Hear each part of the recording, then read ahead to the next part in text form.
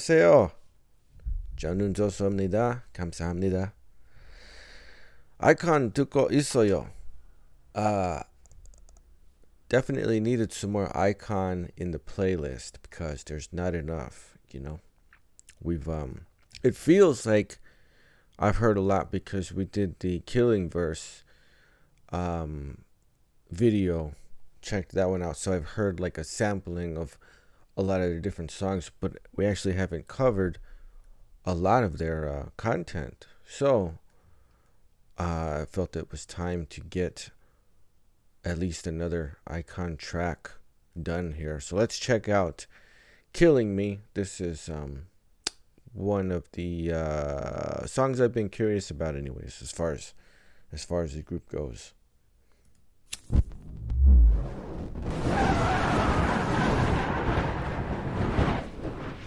죽겠다 또 어김없이 너의 흔적이 나만 날 괴롭힌다 죽겠다 남대하듯이 돌아섰는데 왜 나는 외로울까 초견할 줄 알아서 헤어짐에 대해 근데 널 닮았었거나 나 버린다는 게 쉽지가 않네 미련하게도 미련이 남아 후회 비슷한 거리 잘 먹고 잘 살고 있어 너와 달리 난 반쯤 죽어있네 몰랐던 거야 헤어짐에 그 무게를 이기적인 거야 외면했어 네 눈물을 죽겠다 또 어김없이 너의 흔적이 나만을 괴롭힌다 죽겠다 남대하듯이 돌아섰는데 왜 나는 외로울까 죽겠다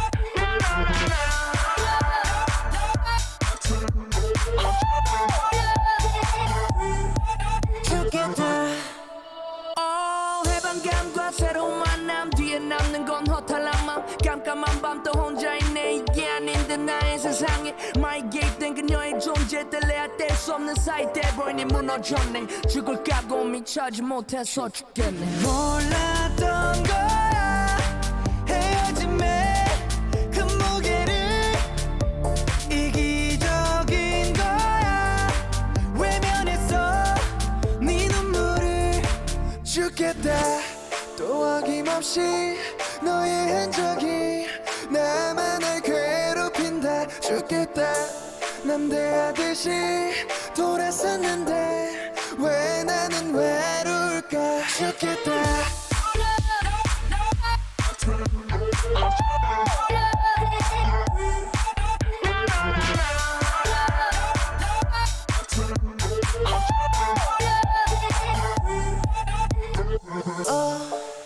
어쩌자고 그녀를 만났을까 또 어쩌려고 이별을 택했을까 죽을 만큼 사랑했나봐 꺼진 불씨 다시 타오르나봐 가슴 저린 그리움일까 아님 이기적인 외로움인가 죽겠다 죽을 만큼 사랑했나봐 꺼진 불씨 다시 타오르나봐 가슴 저린 그리움일까 아님 이기적인 외로움인가 죽겠다 또 어김없이 너의 흔적이 나만 날 괴롭힌다 Oh man, it's been a while since that YG style. You know what I mean? Like, mostly of course I've experienced it through Blackpink, but YG just has they just have this young, kind of very hip kind of a style, and it comes across in both acts for sure. I noticed, of course, this is an earlier song and video compared to the But You song. That was much more recent. They even look a little bit younger in this video. Like they all look kind of leaner. They just give a more like a bit of a younger type of feel here. But it was very cool, man. It's very cool. It's much more upbeat than I was expecting it to be. I thought it was going to be kind of ballady. It's because it's very minor. The tempo and the percussion though just makes it feel like brighter. You know what I mean? It's just I thought it would be a little bit of a. So I guess it is like a bit more of a sad song, but it's so danceable and it's so it moves very quickly, fairly minimalist. But there was some really interesting audio production, especially on the vocal parts, right? I think during some of the verses there's a really interesting doubling of the vocal lines because, oh man, okay, I'll try to locate it on the next listen, but you've got the I guess we'll say the more accurate vocal recording part, so their voice, right? It's going to be EQ'd and it's going to have some other things, some other parameters around that track that are right for the recording. But underneath it, it's as if they have that audio track and then they have another one that's doubled, and it's as if it's been pitch shifted down like a couple of octaves at least. It's much deeper, and it has a lot of percussion on it, and so you get like the lighter da da da da, but then underneath it there's like a like, and these two things are stacked on top of each other and they're going in parallel, and it's actually really interesting the way it sounds because it's done very well. The top, that upper vocal part, the cleaner sounding vocal track is not washed over by the lower end doubling track at all. It's actually very clean. It's a cool thing that they pulled off there in terms of the production, excellent bass sound in this track too. The bass is killer, man. There's definitely some a nice clean, very modern sounding type of like 808 or something that's going on here. It's in 4, and there's a lot of the 8th note subdivision is going on. It's fairly minimalist. I didn't hear too much other than the 8th notes, the 1 and 2 ends, right? There's not a lot of 1E and the 16th note subdivisions, but definitely ramps up and throws in some more rhythm parts when we get around to the sort of pre-chorus, chorus sections, and then the verse part drops out. And one of the ways that it creates its contrast between the sections is that interesting approach to treating the vocal tracks with that sort of doubling, that layering that's going on. It's very cool. It's very cool.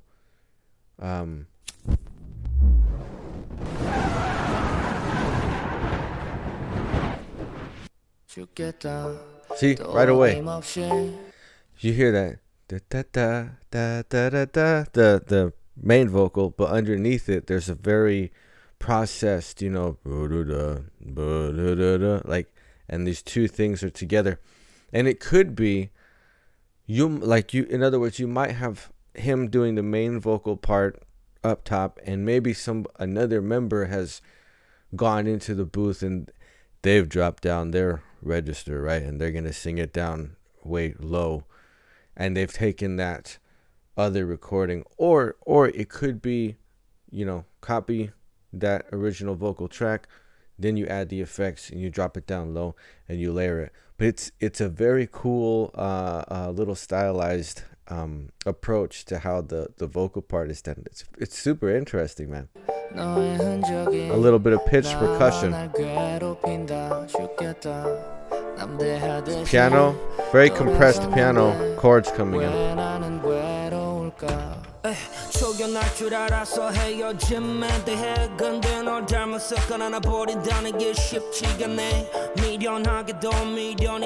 kicks pumping out your 4 count. 1, 2, 3, 4. It sounds like we have a bit of a like a clap sound where the snare hit would be typically. 2, 4.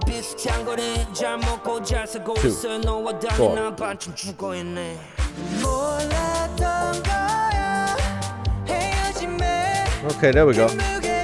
So we got a little bit of that, a little bit of hat work, you know, sound like brushes on hat. That's where we're getting a little bit of the 16th note rhythm subdivision. That is very light touch, man. It's this very stylistic, minimalist type of song structure that we got here. But it's cool. It's cool. It's a YG thing.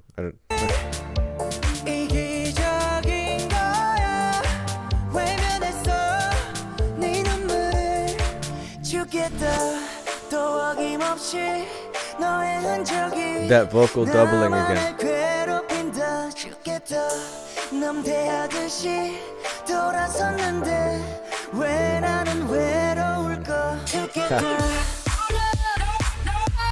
See here? Oh man. Lots of these little vocal hits going on, you know, just they're swept and they're shifted and all of this, and then that percussion ramps up, and it just, everything just starts, it feels like it's moving faster, you know what I mean? And it just, for this song, it creates such an upbeat feel to it, you know. It just feels very light. It should be heavy. Like this song should be kind of like, you know, kind of like, oh, it's sad, it's a little bit dark, right? But it's very danceable, man. It's very upbeat.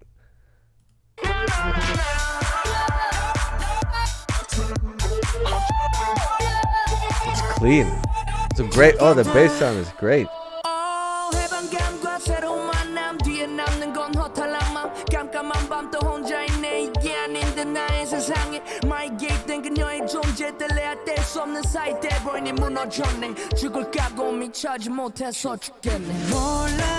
See there, they played around with the doubling too. There were certain lines where it was there and certain lines where it wasn't. Yeah, and I'm noticing now the clap sound mostly panned right, kick sound is mostly panned left, and let's see, I think some of that pitch percussion that has been in there since the beginning of the song, the intro, when that comes back around, sits very much in the middle, but I'm also kind of picking it up a little bit more on the left. Very, very interesting song structure, and that vocal doubling thing is just, it's super interesting, man.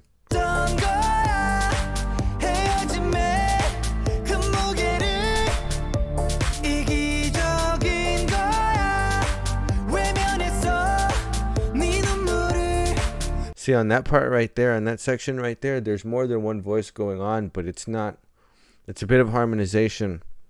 The main vocal, I'm hearing it a lot in the right, you know, his voice, but there's somebody else who's also singing, and it's pan left, and it's like, you know, they're singing softer, like he's da da da da, and this other voice is like da da da da, like he's really just holding it back, like sort of suppressing the sound, right? It's almost what you would call sotto voce, but not really, you know what I mean? It's there, but it's so subtle.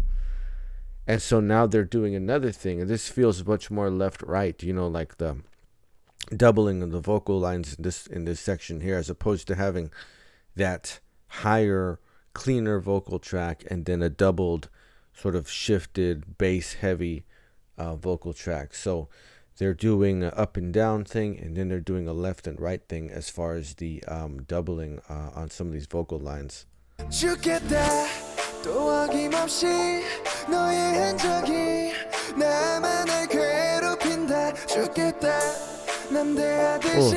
A nice little cymbal here, or you know what I mean, like there's plenty of reverb on that, because it shouldn't normally sustain for that long. You know, yeah, it's very cool. It's a very cool mix, man. It's very cool. 죽겠다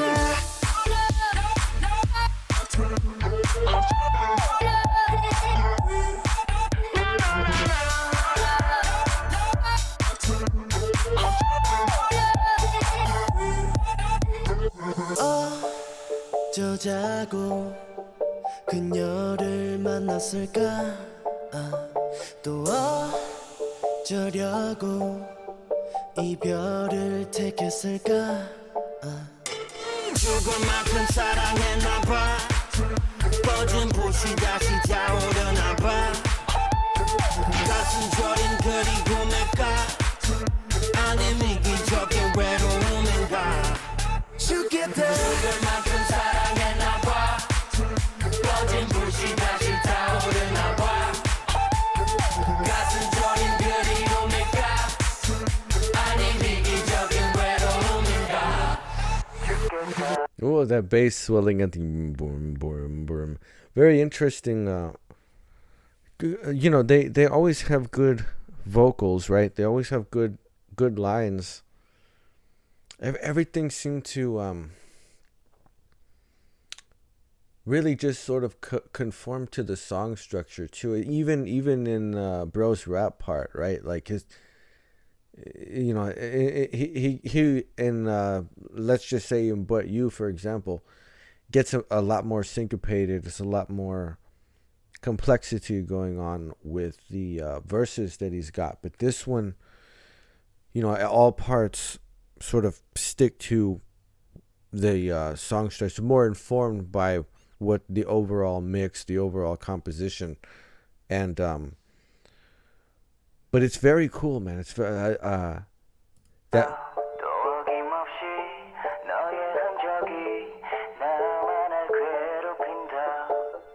So heavy compression at the end on that. No doubling on that. So it's a complete contrast with the way that it started, with those intro vocals that had that very interesting high and low layered vocal sound. On the out, though, simply heavy compression and that sort of tight EQing that almost sounds like, you know, somebody's talking over a telephone or something. But very cool production, man. This of course, you know, they always have good vocals. They always have good lines. They always nail that part, right? But it's interesting as far as the production. It's very cool stuff going on there. To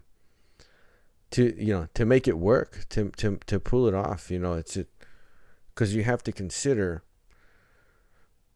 you know, where you're going to how you're going to have these things fit together. You know, how you're going to pull off this layering of your vocal lines and create, you know, contrast between the sections. It's not just a vertical thing, it's very much a horizontal thing also. So for such a basically a super clean minimalist type of a mix that we have going on here, they're doing a lot of fun stuff, like a lot of super fun stuff in this. And it's almost like, you know, keep it simple and be very smart and creative with your mix and your production also. But it's good, man. It's good. It's very fun. It's very fun. iKON they're a fun group, you know. They're very entertaining. They're very fun to listen to. And like I said, it was much more upbeat than what I was anticipating. You know, I guess I was thinking it was going to be much more ballady, maybe a little bit more down tempo, maybe a little bit, you know, sadder sounding. But it wasn't. It was incredibly upbeat and fun. It's a fun song, man. It's fun. So definitely gonna come back to do some more iKON, because like I said, my playlist is severely lacking in the iKON department. And so I think I'm just gonna go through Killing Verse and pick out the songs from there, because that seems to be like the probably the easiest way to go about it, of finding the right songs to check out. But it's very fun. It's very fun. It's a good one. It's interesting to see something earlier also, right? Because when I checked out But You, that was, fairly recent. I mean, all things considered, right? Um, I also heard that the group recently, there was some sort of a change. Was it the company? I'm not sure, but there was something that they changed. Um, Hold on. Let me see. I wanna check this because it was interesting when I saw it. Where is it? Where is it? Oh, I guess they did. So, well, they have a new agency called 143 Entertainment. Yeah. iKON, new set of group photos under their new home, 143 Entertainment. So that's interesting. Uh, huh. Yeah, that's very interesting. I don't know if that's the same. Like, I don't know the difference between the agency and the company. In other words, like, are they still associated with YG? I'm not sure. I'm gonna have to look into it some more. But it was interesting to see an earlier performance, an earlier material, and then compared to how it is now. They definitely feels like there's development between the two, from what this was to the later stuff that I had checked out. Um, and then, like I said, it feels like I've heard a lot just because of Killing Verse, but there's so much going on in that performance that you can really see everything that they're sort of capable of and all these different ranges and styles and things that they can hit. So but it was cool. It's just still cool. It's always cool to go back and find something earlier from a group and check it out. And yeah, this had all the style and everything to it. It was cool, man. It's very cool, very interesting production. And so, man, I guess we have some more catching up to do with iKON's music, and then. Oh man, I guess if they did change companies, then we have probably some pretty interesting stuff in the future. You know what I mean? We'll see what happens. We'll see where they go and see what they do. But this was cool. It's a fun track. "Killing Me" by iKON. It's very, very cool production stuff. It's a good example of how to take a smart minimalist approach and make something like super sleek and stylish with a few interesting production choices.